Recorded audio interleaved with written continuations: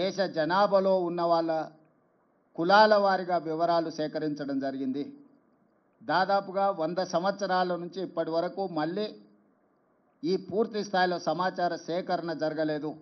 2010లో మన్మోహన్ సింగ్ గారు శ్రీమతి సోనియా గాంధీ గారు యూపీఏ చైర్పర్సన్గా ఉన్నప్పుడు ఒక ప్రయత్నం చేసిండ్రు, సమాచార సేకరణ చేసిండ్రు. కానీ ఆ వివరాలు పూర్తిగా ప్రజలకు అందుబాటులోకి రాలేదు, ప్రభుత్వం ఆమోదించలేదు. నరేంద్ర మోడీ గారు ప్రధానమంత్రిగా బాధ్యత చేపట్టిన తర్వాత ఆ నివేదికను కాలగర్భంలో కలిపేసిండ్రు. ఈ 11 సంవత్సరాలు వారు ఎలాంటి ప్రయత్నం చేయలేదు. కానీ శ్రీ రాహుల్ గాంధీ గారు కన్యాకుమారి నుంచి కశ్మీర్ వరకు 150 రోజులు 4000 కిలోమీటర్లు మండు టెండల్లో మంచు కొండల్లో పాదయాత్ర చేస్తూ ఈ దేశ ప్రజలందరినీ కలిసినప్పుడు దేశ ప్రజల యొక్క ఆలోచన, దేశ ప్రజల యొక్క గుండె చప్పుడు విన్న రాహుల్ గాంధీ గారు స్పష్టమైన హామీ ఇచ్చిండు ఈ దేశ ప్రజలకు. ఏ రాష్ట్రంలో మా ప్రభుత్వం ఏర్పడుతుందో ఆ రాష్ట్రంలో మేము జనగణనలో కులగణనను ఏర్పాటు చేస్తాము, వివరాలు సేకరిస్తాము. అదేవిధంగా కేంద్రంలో కూడా మా ప్రభుత్వం ఏర్పడిన ఎంబడే జనగణనలో కులగణనను కలిపి సమాచారాన్ని సేకరించి ఇది ఈ సమాజానికి సంబంధించిన ఎక్స్రే, ఈ ఎక్స్రే ద్వారా వాళ్ళు ఎంతమంది ఉన్నారో అంత వాళ్లకు నిధుల విషయంలో నియామకాల విషయంలో న్యాయం చేస్తామని రాహుల్ గాంధీ గారు హామీ ఇచ్చారు. ఈరోజు రాహుల్ గాంధీ గారు హామీ మేరకు తెలంగాణ ప్రజలు కాంగ్రెస్కు ప్రభుత్వాన్ని అందించడం జరిగింది. రాహుల్ గాంధీ గారు సూచనలు తీసుకుంటూ తెలంగాణ రాష్ట్రంలో కులగణను విజయవంతంగా ఎలాంటి వివాదాలు లేకుండా, ఎలాంటి తప్పులు లేకుండా ప్రతిపక్షాలను, అదేవిధంగా అందులో భాగస్వాములను, అదేవిధంగా ప్రజా హక్కుల సంఘాలను అందరిని కూడా వాళ్ళ అభిప్రాయాలను సేకరించి ప్రశ్నాపత్రాన్ని తయారు చేసి చట్ట పరిధిలో రాజ్యాంగబద్ధంగా ఈ వివరాలన్నిటిని కూడా సేకరించి ఈరోజు దేశానికే ఆదర్శంగా నిలబడ్డం. రాహుల్ గాంధీ గారికి ఈరోజు తెలంగాణ ప్రజల తరఫున నేను ధన్యవాదాలు తెలియజేయదలుచుకున్న, బలహీన వర్గాల తరఫున నేను ధన్యవాదాలు తెలియజేయదలుచుకున్న. ఈరోజు పెద్దలు కేశవరావు గారు, హనుమంతరావు గారు, మధుయాస్కి గారు, పొన్నం ప్రభాకర్ గారు, అంజన్ కుమార్ యాదవ్ గారు, చాలామంది మిత్రులు, షబ్బీర్ అలీ గారు, చాలామంది శాసనసభ్యులు, వీళ్ళందరూ కూడా నన్ను అభినందించడానికి వచ్చిండు. ఈ అభినందనలు నాకు కాదు, రాహుల్ గాంధీ గారికి చెందాలి. వారి ఆలోచనను, వారి సూచనలను తీసుకొని తెలంగాణ రాష్ట్ర ప్రభుత్వం ఈ కులగణను చేపట్టడం జరిగింది. స్పష్టంగా, పారదర్శకంగా, అత్యంత భద్రంగా ఈ వ్యవహారాన్ని మొత్తం ప్రభుత్వం ఒక ప్రతిష్టాత్మకంగా తీసుకొని అమలు చేయడం జరిగింది. ఇందులో మంత్రివర్గ ఉపసంఘం group of ministers Uttam Kumar Reddy గారు, బట్టి విక్రమార్క గారు, సీతక్క గారు, అదేవిధంగా శ్రీధర్ బాబు గారు, పొన్నం ప్రభాకర్ గారు అందరూ కూడా ఇందులో అధికారులతోని చీఫ్ సెక్రటరీ నుంచి ఎన్యూమరేటర్ల వరకు దాదాపుగా 150,000 మంది భాగస్వాములు అయ్యి దాదాపుగా 90 రోజులు నిరంతరం పనిచేసి ఈ విజయవంతంగా ఈ నివేదికను తయారు చేయడం జరిగింది. ఆ తర్వాత అసెంబ్లీలో తీర్మానం చేసినాం, 2 తీర్మానాలు చేసినాం. ఒకటి, జనగణనలో కులగణన కేంద్ర ప్రభుత్వం తక్షణమే చేపట్టాలి. అదేవిధంగా బీసీ రిజర్వేషన్లను 50% పరిధిలో నియంత్రించడం కాదు, ఈ 50% పరిధిని దాటి రిజర్వేషన్లు పెంచాలి. అందులో 42% బీసీలకు రిజర్వేషన్లు ఇవ్వాలి అని మేము శాసనసభలో తీర్మానం చేసి కేంద్ర ప్రభుత్వానికి పంపించినాం. కుల సంఘాల మద్దతు జంతర్ మంతర్లో కేంద్ర ప్రభుత్వం మీద పార్లమెంట్ జరిగేటప్పుడు ఒత్తిడి తీసుకురావడానికి రోజంతా ధర్నా చేసినాం. జాతీయ స్థాయిలో ఉన్న రాజకీయ పార్టీలు దాదాపుగా 16 పార్టీలకు సంబంధించిన ప్రతినిధులు ఆ నిరసన కార్యక్రమంలో పాల్గొని సంపూర్ణంగా మాకు మద్దతు ఇవ్వడం జరిగింది. ఈరోజు ఈ ఒత్తిడి మేరకు కేంద్ర ప్రభుత్వం నరేంద్ర మోడీ గారు నిన్న జనగణనలో కులగణనను చేర్చుతామని నిర్ణయించారు. ఈ నిర్ణయాన్ని స్వాగతిస్తున్నాము. ఇక్కడ రాజకీయాలకు తావు లేకుండా కేంద్ర ప్రభుత్వాన్ని అభినందిస్తున్నాము. అయితే ఇది అమలు చేసే క్రమంలో తీసుకోవాల్సిన జాగ్రత్తలు, నిర్ణయించాల్సిన సమయం అనేది అత్యంత కీలకము. ఈరోజు ప్రధానమంత్రి గారిని నేను అడుగుతున్నా, మీరు ఎప్పుడు మొదలు పెడుతున్నారు, ఎప్పటిలోగా జనగణన కులగణన చేర్చి పూర్తి చేస్తారో మీరు తేదీలను నిర్ణయించండి.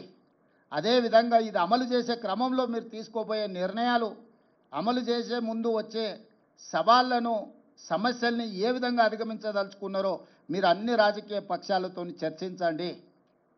ఇది సీక్రెట్ డాక్యుమెంట్ కాదు, ఇది ఎనీ పొలిటికల్ పార్టీ రెస్పాన్సిబిలిటీ కాదు, ఇది గవర్నమెంట్ ఆఫ్ ఇండియా బాధ్యత. కేంద్ర ప్రభుత్వం ఒక నిర్ణయం తీసుకొని ఒక విధానాన్ని తెచ్చినప్పుడు అన్ని రాజకీయ పార్టీలతోనే పార్లమెంటరీ వ్యవస్థలో భాగస్వాములైన ప్రతి ఒక్కరితో చర్చించి వాళ్ళ సూచనలు తీసుకోవాలి. అందుకే నరేంద్ర మోడీ గారికి సూచన చేస్తున్న గ్రూప్ ఆఫ్ మినిస్టర్స్తో ఒక కమిటీ వేయండి, ఆఫీసర్లతో కూడుకున్న ఇంకొక ఎక్స్పర్ట్స్ కమిటీని వేయండి. గ్రూప్ ఆఫ్ మినిస్టర్స్ రాజకీయ పార్టీలతోని, అదేవిధంగా స్టేక్ హోల్డర్స్తోని, అదేవిధంగా సివిల్ సొసైటీస్తోని చర్చించమనుండ్రి.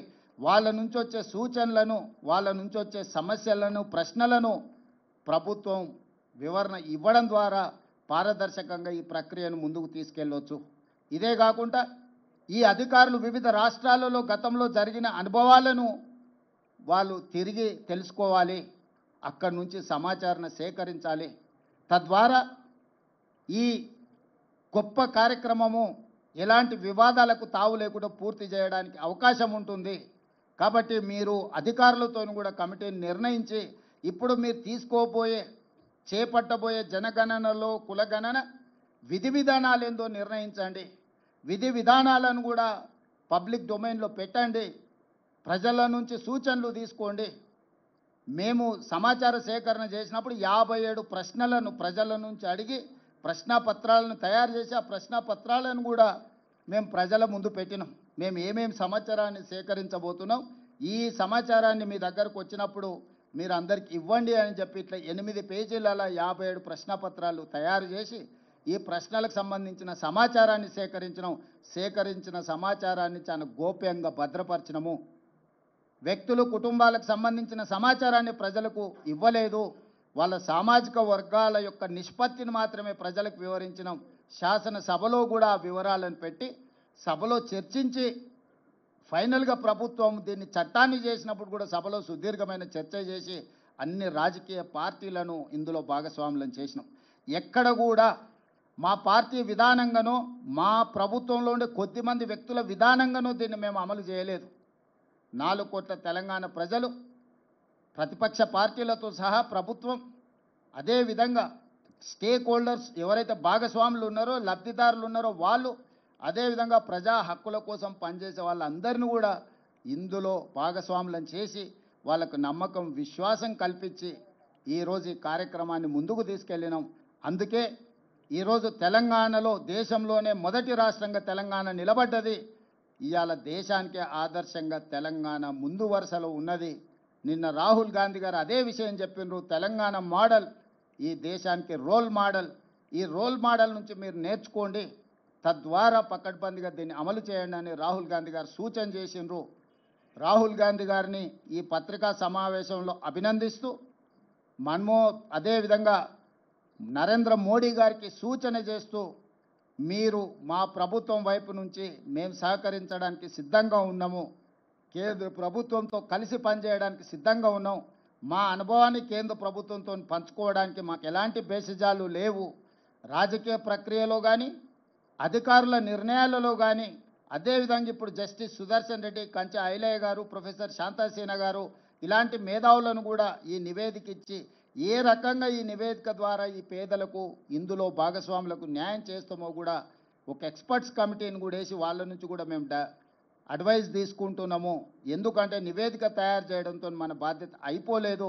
ఆ నివేదిక ద్వారా నిజమైన పేదలకు లబ్ధి చేకూరాలి, నిజమైన బలహీన వర్గాలకు మేలు జరగాలి అన్న ఆలోచన కృత్రిమంగా 50% రిజర్వేషన్ ఏదైతే అప్పర్ లిమిట్ క్యాప్ పెట్టినరో దాన్ని తొలగించడమే కాదు, బీసీలకు 42% రిజర్వేషన్ ఇవ్వాలి అన్న ఆలోచన ఏదైతే ఉన్నదో మేము తీర్మానం చేసినాం, జంతర్ మంతర్లో ధర్నా చేసినాం. ఏది ఏమైనా నిన్న కేంద్ర ప్రభుత్వం నిర్ణయం తీసుకున్నది, ఆలస్యమైన ఈరోజు ఈ నిర్ణయం తీసుకున్న దాన్ని స్వాగతిస్తూ దీన్ని పకడ్బందీగా అమలు చేయాలన్నదే మా ఆలోచన. కేంద్ర ప్రభుత్వానికి సంపూర్ణంగా రాష్ట్ర ప్రభుత్వం సహకరించి జనగణనలో కులగణనను పకడ్బందీగా చెయ్యాలి. తద్వారా బలహీన వర్గాలకు 42% రిజర్వేషన్లు రావాలి. విద్య, ఉద్యోగ, ఉపాధి అవకాశాలలో వాళ్ళకు సముచితమైన స్థానం కల్పించాలన్న రాహుల్ గాంధీ ఆలోచనను అమలు చేయడానికి ఎవరితోనైనా కలిసి పనిచేయడానికి మా ప్రభుత్వానికి ఎలాంటి అభ్యంతరాలు, ఇబ్బంది లేదు. ప్రపంచంలో ఏ మూల ఏ క్షణం ఏం జరుగుతుందో వేగంగా తెలుసుకోవడానికి తొలి వెలుగు వాట్సాప్ ఛానల్ని ఫాలో చేయండి.